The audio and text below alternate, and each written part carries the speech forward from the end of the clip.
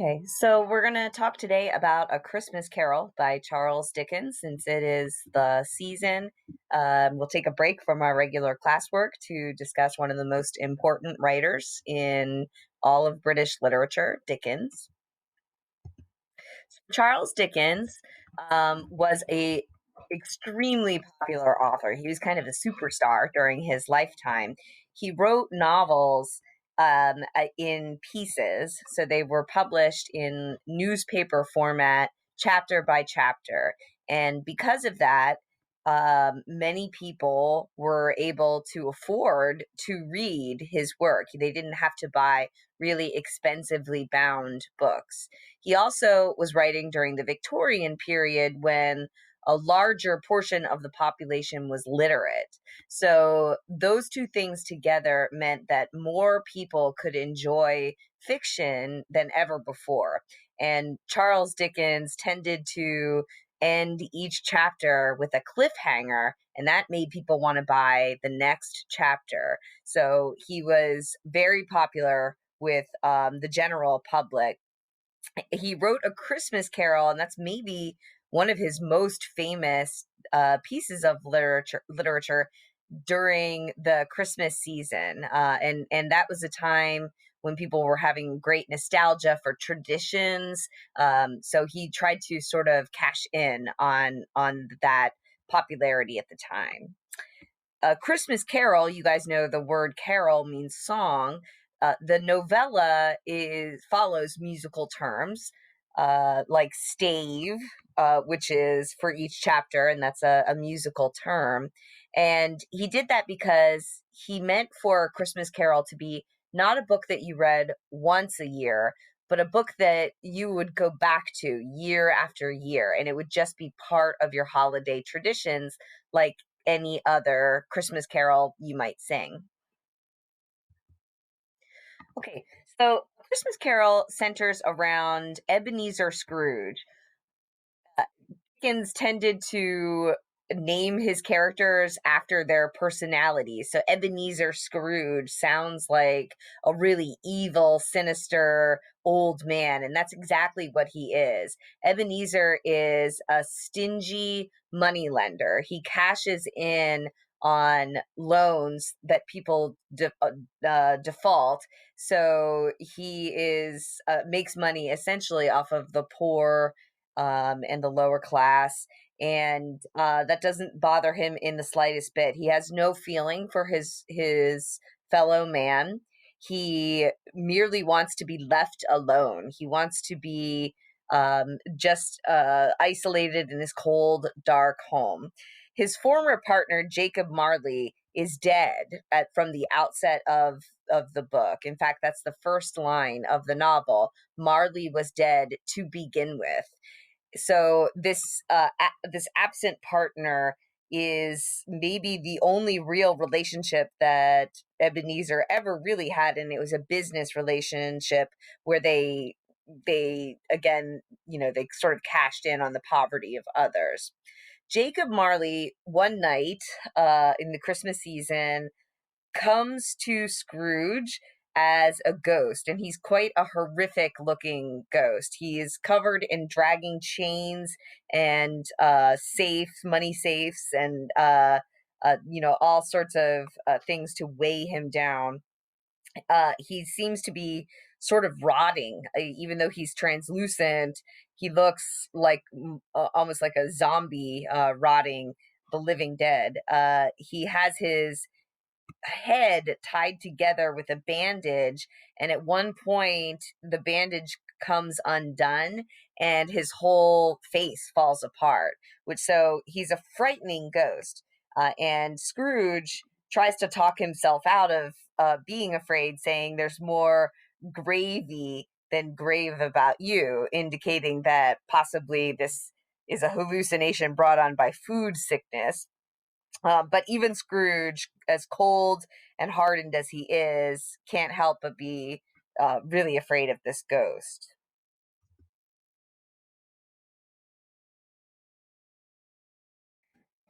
Okay, so again, Ebenezer Scrooge, wealthy businessman, hates Christmas, hates everyone, has no sympathy for the poor. He mistreats all of his employees and his family, and most people are generally afraid of him. He's old and bitter, but doesn't want any contact with anyone, prefers to be alone.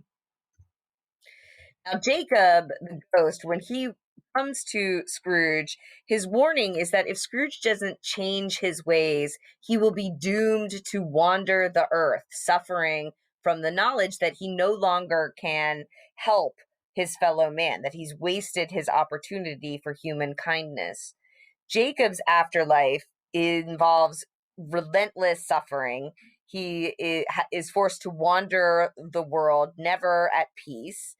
He implies that he spent his life on earth much like Scrooge, and if Scrooge doesn't change his ways, he too will have to suffer such a terrible afterlife. So the prophecy, Jacob Marley tells Scrooge that he will be visited by 3 more ghosts, and without these ghosts, without these warnings, he cannot hope to avoid such a dismal future.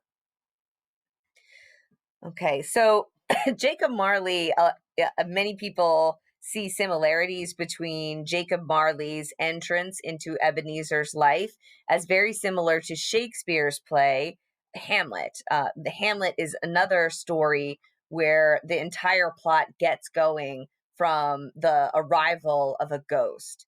For Hamlet, it's the ghost of his father. In A Christmas Carol, it's a ghost of Jacob Marley, Scrooge's former business partner. So that's just a reminder that authors are always drawing from works of the past, particularly Shakespeare. Now, Charles Dickens was writing in the Victorian period, but he still looked back to those writers, those earlier writers of the Renaissance, for inspiration. So, in any case, the next ghost that arrives is the ghost of Christmas past. This is a childlike floating form. This picture here is from A Muppet's Christmas Carol, which is actually quite accurate. Very much follows the plot of the novel. Gonzo plays Charles Dickens, and much of what Gonzo says are direct lines from A Christmas Carol. He plays the narrator, basically. So this ghost takes Scrooge to his childhood. Scrooge's heart breaks when he sees himself as a lonely child. Scrooge never goes home for Christmas break. He spends all of his time at his boarding school catching up on extra work while everybody else goes home for the holiday. Year by year, though, he watches himself get bitter and angrier. He, at one point, does fall in love, but that love falls apart when Scrooge places earning money and his greed above the love of this young woman, and turns his back on his friends and family. So we get to see how Scrooge evolved into the old bitter man that we meet at the beginning of the story. Next ghost is the ghost of Christmas present. This is a large, jolly, man-sized spirit that takes Scrooge around London at Christmas time. And here Scrooge gets to see that he is missing out on a lot. The warmth of the holiday spirit, the families joining together, the general joy of the season that Scrooge largely ignored. He also sees many people in poverty, many who, despite being poor, appreciate their families and still have generous spirit. And Scrooge begins to crack. His heart begins to warm a little bit towards his fellow man by the second stave. Okay. In particular, the ghost of Christmas present takes Scrooge to the Cratchit family. Bob Cratchit is Scrooge's most diligent employee. He's one of the employees that Scrooge mistreats in the beginning.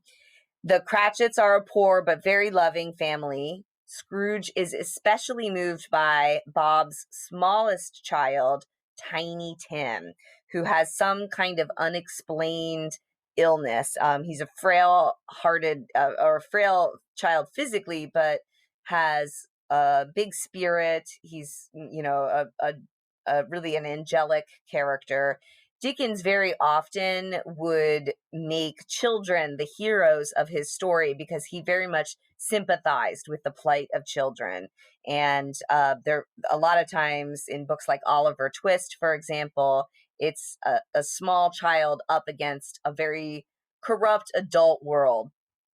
In this book, Dickens makes clear that without Scrooge's intervention, Tiny Tim will die. And from that point on in the novel, we're all waiting to see if Scrooge will change enough so that it will save this poor child.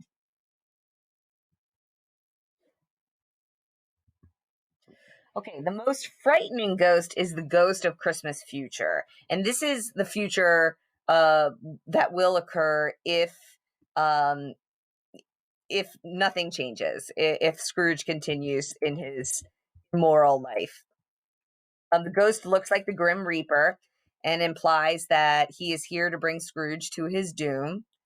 The ghost shows Scrooge a terrifying future that includes Tiny Tim's death. The Cratchit family in this version of the future is still a loving family.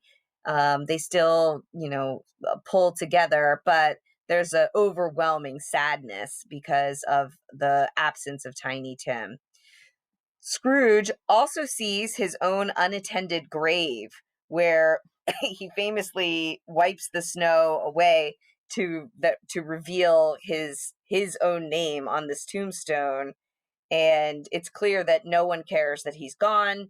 And if anything, people are happy at his death, and that really shatters Scrooge. The realization that his life will that he will not be missed in any way, and that he's going to end in this cold, unfeeling world.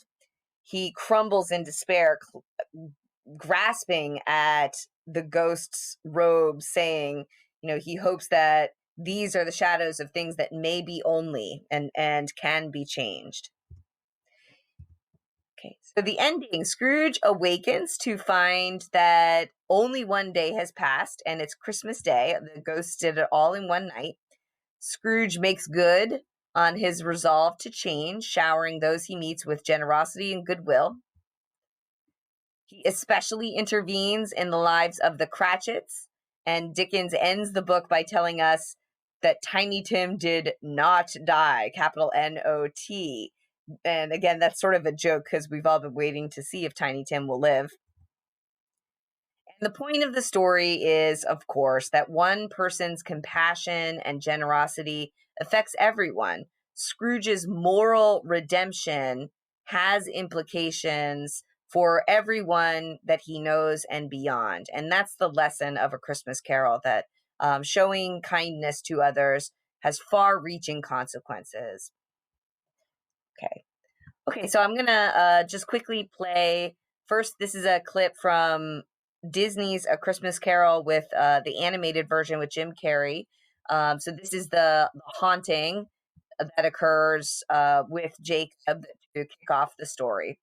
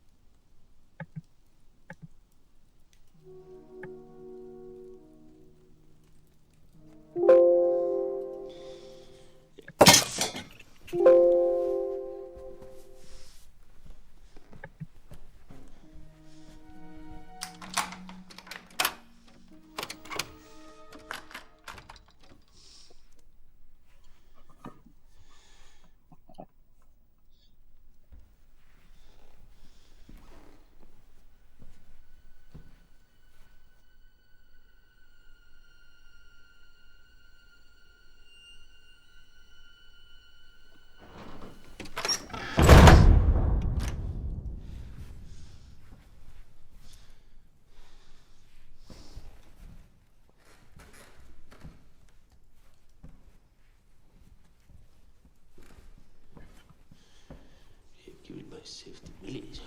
So it is.